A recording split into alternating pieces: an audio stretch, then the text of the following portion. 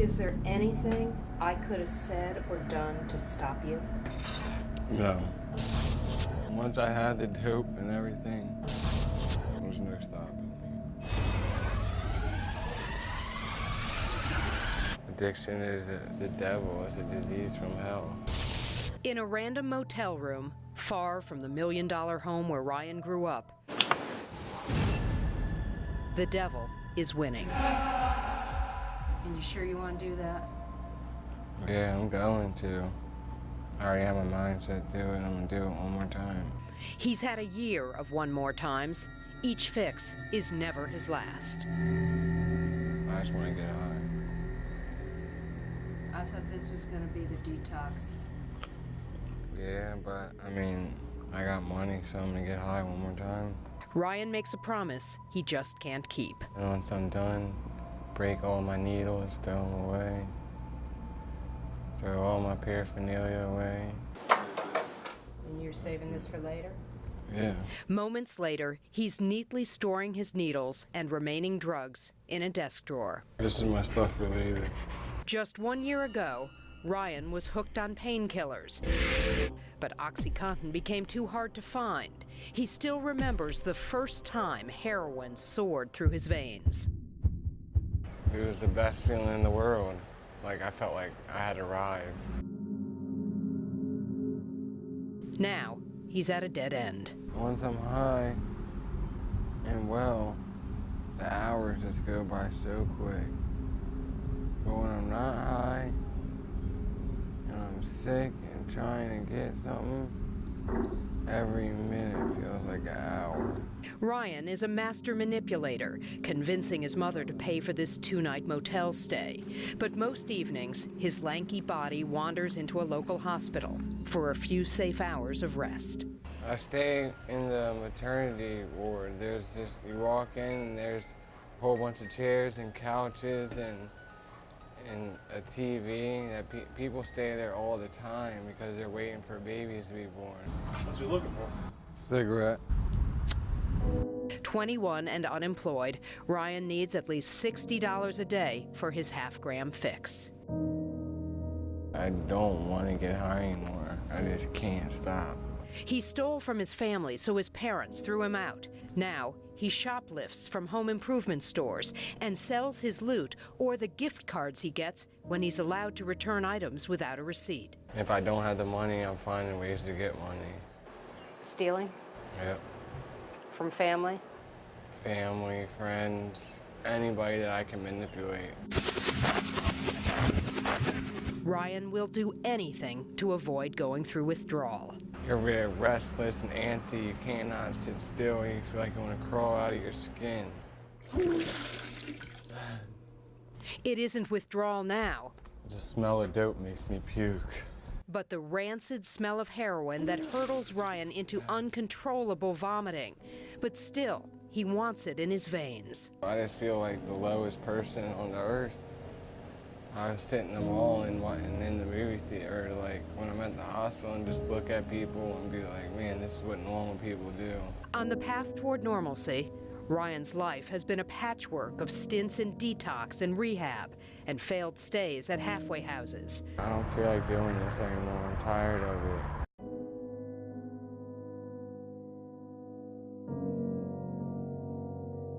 As the sun sets on another monotonous day, I just numb myself so much to the point where I can't even cry. despair comes to stay for the night. You're gonna stay alive out here, aren't you? Yeah, I'm gonna keep fighting, because I know this will pass soon enough.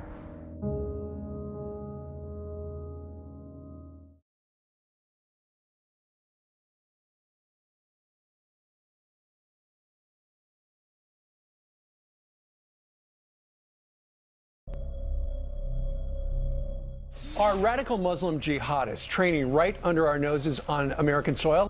We're Americans. We were born here.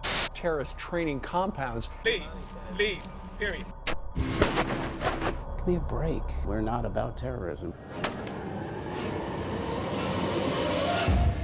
America should be worried. Allahu Akbar. Sami Allahu liman hamidah. Allahu Akbar. Inside a mosque in a remote southern Virginia county that's so rural there isn't even a single stoplight, the Muslims of America bow down in prayer. Illallahu la ilaha. More than 7,000 miles away in Pakistan, Sheikh Mubarak Jilani serves as their guide, the spiritual leader over this village in Red House and 21 others nationwide. I owe him my life. We have extreme loyalty to him. He's like a father to us. If it wasn't for him, I wouldn't be about to go to medical school. I wouldn't. I'd be in Philadelphia, living life with no hope and nowhere to go. Congratulations. In fact, the Muslim cleric is so influential over his followers that he names their children. She is 7 days. Her parents anxiously await the Sheikh's name choice. Are you part of Al-Qaeda? Why should I be part of it? I don't. I'm a reformer, educationist, and I am not part of anybody. Sheikh Jilani is a mysterious figure in the Islamic world. He himself was a very violent and very dangerous individual. He is also the man Wall Street Journal reporter Daniel Pearl was meeting in 2002 when he was abducted and beheaded. Pearl was following a tip that shoe bomber Richard Reed had trained at one of Sheikh Jilani's alleged camps in Pakistan. Advanced training course in Islamic military warfare. C4 नहीं है, C3 है.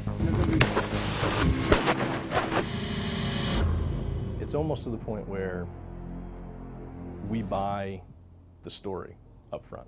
Oh, we're just a group of individuals of like mind that choose to live together and defend ourselves. That was the same case in the Branch Davidians at Waco. Terrorism experts say the Muslims of America is a front group for a radical organization known as Jamaat al-Fuqra, also founded by Sheikh Jilani. He's just not involved in that. He doesn't do that. He would never tell us to kill our own people. He would never tell us to do anything that would jeopardize our freedom in this country. That's dangerous. That's the jihadists next door. That's where the U.S. really needs to reconsider how we address these organizations. We're not about terrorism. We're about being the best people that we possibly could be and being the best Muslims that we possibly could be, and that's not a bad thing. There's 21 families, so there's about 21 houses. The Muslims of America deny any connection to al-Fuqra, and we visited their village to explore the striking disconnect between internet-fueled perception and reality. And in many cases, that larger purpose is violence against either the U.S. or its allies. Some disturbing information about the spread of homegrown terrorists. We feel normal, and then you turn on the news and then you read about yourself and you're like, are you serious? You know, I just volunteer with United Way, and my wife works with Red Cross, so it's like, seriously? The group knows it's under the microscope and is sensitive about that scrutiny. That's why residents refer to the guardhouse on their property as a reception booth. sometimes it's just ignorance. Sometimes people just don't know, and you're afraid of what you don't know. But in Colorado in 1989, police raided a storage locker belonging to the Muslims of America and uncovered a cache of weapons. They've recovered assault weapons, AK-47s, M16s, M14 rifles, pre-made pipe bombs, and several that were already primed and ready to fire. Also in the locker were plans for future attacks and targets. We have had many members or ex-members that have been removed because of their history of crime, okay? And with any organization with a large amount of people, you're going to have people that are just bad apples. The group is widely skeptical of the media.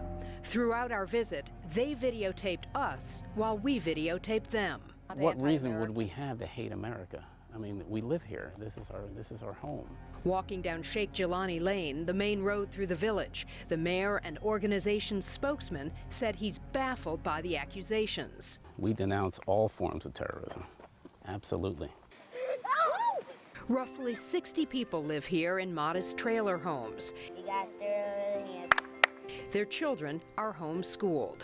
It's the most beautiful thing in the world to me, because I came from Brooklyn, New York, where everyone was an individual. And I come here and I live in this village and we're a family. The majority of the men work in neighboring towns, as do many of the women. The concept of deception is key. They still all appear to be random victims. After the D.C. area sniper attacks of 2002, reports surfaced that Red House harbored John Muhammad and Lee Boyd Malveaux between their deadly attacks. Really? That's news to me. Today, there are 3,000 members of the Muslims of America in the U.S. and Canada. I think when they first came in, back in the mid-90s, early to mid-90s, there was some concern about it. Pretty much everybody's gotten used to them. For the most part, it's quiet with them so far. So just to be clear, the Muslims of America is not a hate group.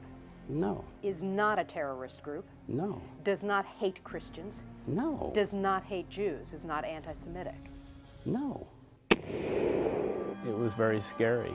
In fact, the village itself has been targeted.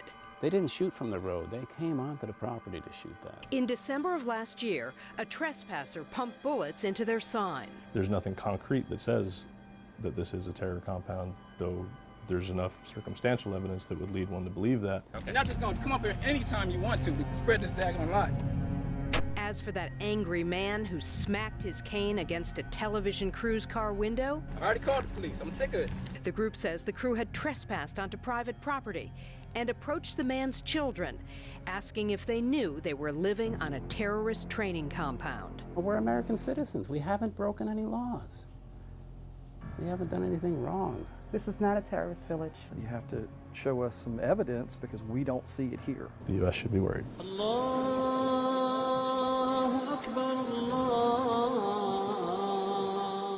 In Red House, Virginia, Andrea McCarran, WUSA 9.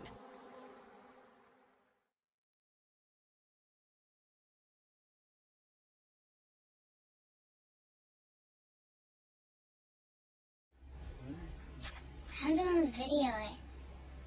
Right there. Video that?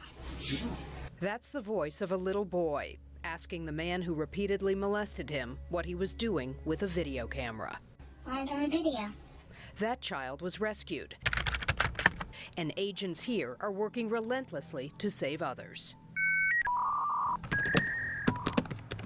One by one, they piece together an intricate puzzle and uncover a set of clues that convince them the victim and abusers are in the United States. But unlike a jigsaw puzzle, investigators don't have a clear sense of the final picture. It was one of those aha moments. Agents raced to Kansas when they spotted this highway sign in the background of a graphic photograph of child exploitation. We drove every highway in the state of Kansas that ran east and west and started with a 2.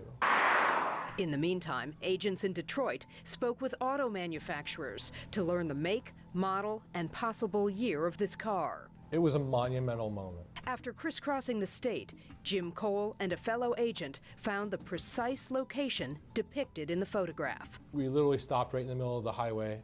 I got out, dodging traffic, grabbed my camera, and knew immediately that it was it.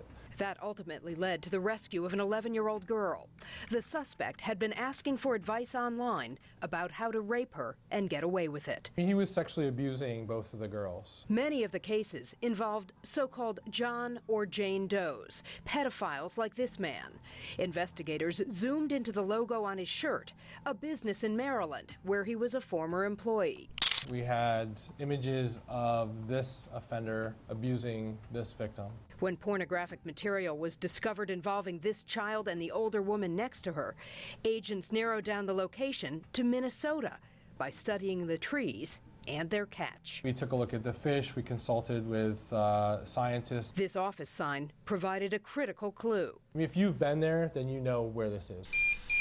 Technology allowed agents to remove the woman and girl from the image and distribute the rest of the scene to people in the parks and recreation industry, including those who advertised in a magazine. One of the advertisers, they said, I think that's such and such a location, and the owners confirmed that it was.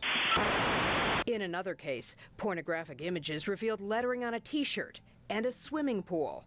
The palm tree in the background and a building with a number on it were all that investigators needed.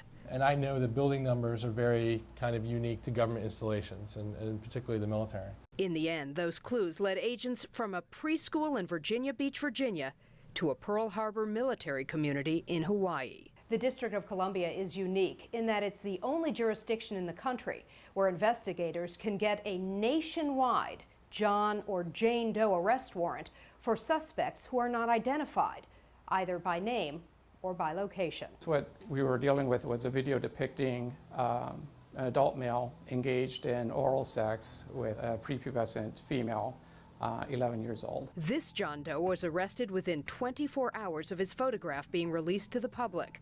A bag of pretzels in a frame of video was enough to conclude he was in North America. There are two types of packaging, one distributed exclusively in the United States and one distributed in Canada. David Stevens is now facing charges. The married 58-year-old musician from Northern California videotaped his graphic sex acts with at least one little girl in his soundproofed garage. This is not normal. This is not okay. This is something that needs to be stopped, and our children should not be put in danger this way. Child predators rarely work alone. Most are actively engaged with online communities where the currency isn't cash, but fresh images of children, and often an escalation of the crimes committed against them, including torture. The more rare, the newer, sometimes the more extreme material, the higher its value. In all the cases we have shown you, a suspect has been arrested, a child saved, but there are countless others, just a snapshot or video frame away. In Fairfax, Virginia, Andrea McCarran, WUSA 9.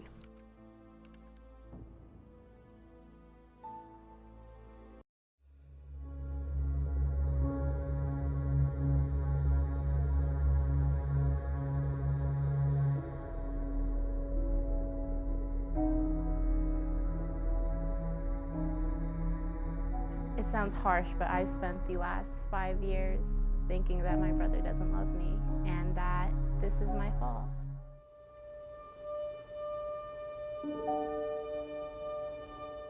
Growing up, Leilani and Christopher Tizon were inseparable. My brother and I were best friends. We were 6.5 years apart. He was 18 when everything happened. I was 11. Their father, Robert, was on a deployment to Saudi Arabia with the Air Force when Christopher put a loaded gun to his left temple and pulled the trigger.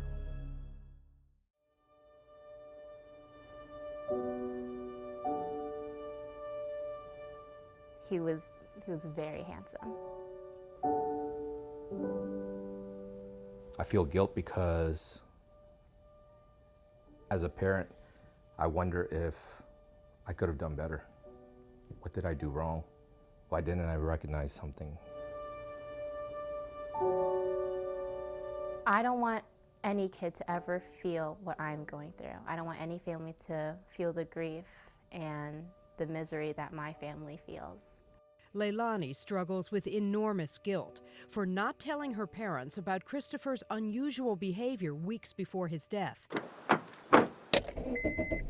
The two were in his car when Chris appeared to have a breakdown after a long phone call with his dad. You could tell my brother was furious. He was crying and he was shaking and he was tearing leather off his steering wheel under his fingernails. He threw his cell phone in the back and started hitting himself with his fists, started banging his head against the steering wheel, against the window. Normally a safe driver, she says Chris uncharacteristically sped off. We were going about 85, 90, 95.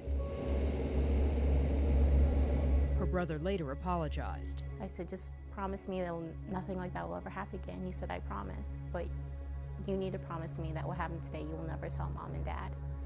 And him being my best friend, I kept that promise.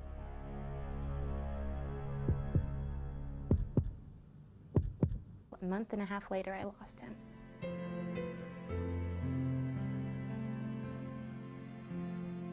I miss his bear hugs. He would give me the biggest bear hugs, and that's what I miss. His laughs, his bear hugs. Oh, to have those again. I feel like if I did tell my parents the day after or soon as possible, he would still be with us today.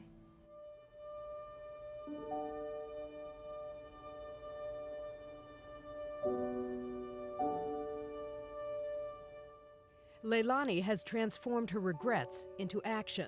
She now speaks to other teenagers and tells them suicide is never the answer. You live with purpose. When you do feel down, that to simply take your right hand and place it over your heart and know that beating is called purpose and that someone in this world needs you more than air.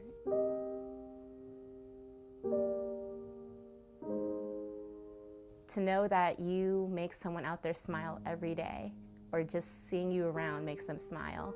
Whether you know it or not, you do that to somebody, and that's a reason to live.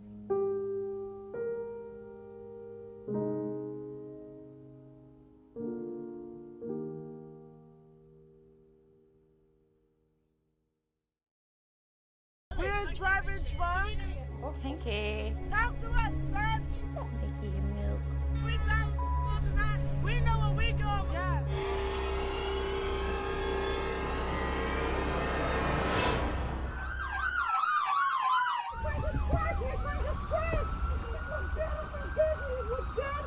You never think that something like this is going to happen to you. It's 1 in a million, like, and then boom, it hits you. And there you are, that 1 in a million.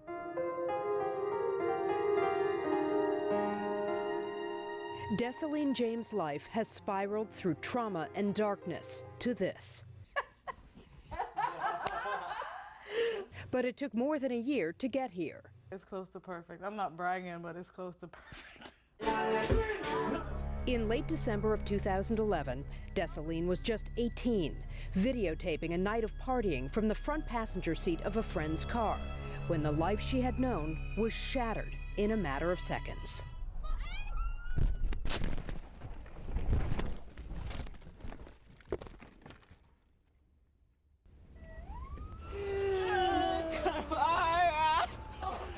I'm still in denial. I'm still in denial.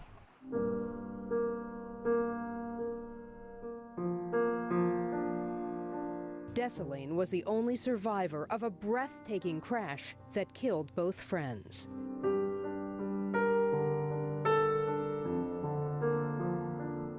Where I'm at now, it would have been better if I had died.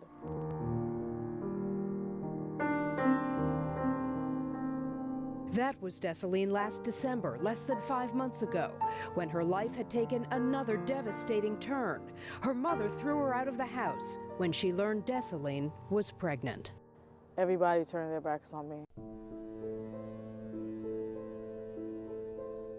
My life has gone completely downhill. It's me alone out here in this world. After our reports on Desaline aired, something extraordinary happened. A local woman by the name of Brenda Washington posted a comment on my Facebook page. She wrote, "If Desaline's mother doesn't want her, I do." And through me, the Washingtons made plans to take Desaline out to dinner.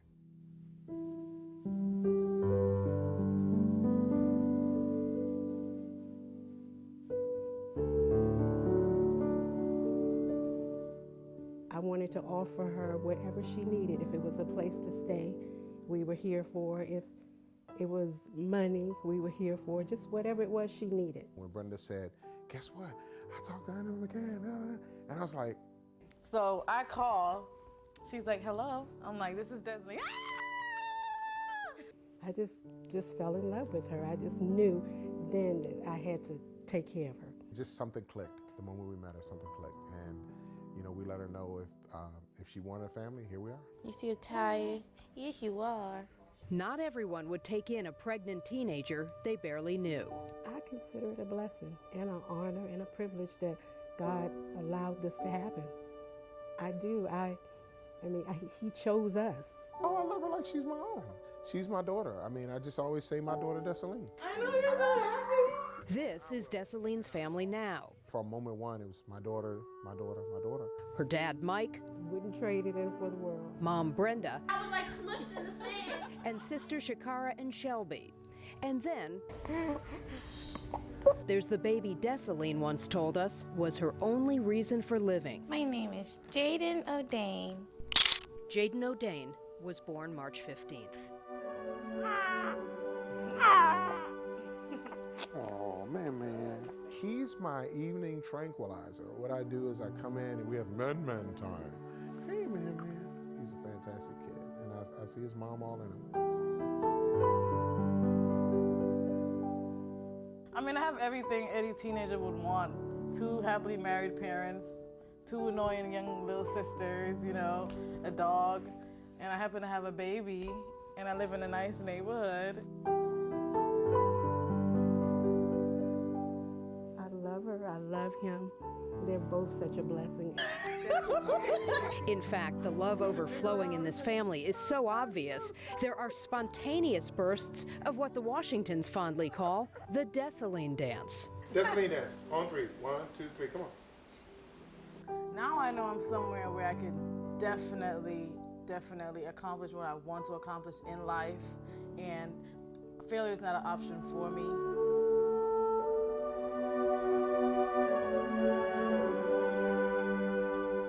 I know I'm at a place where my dreams will definitely come true, because there's nothing stopping me now.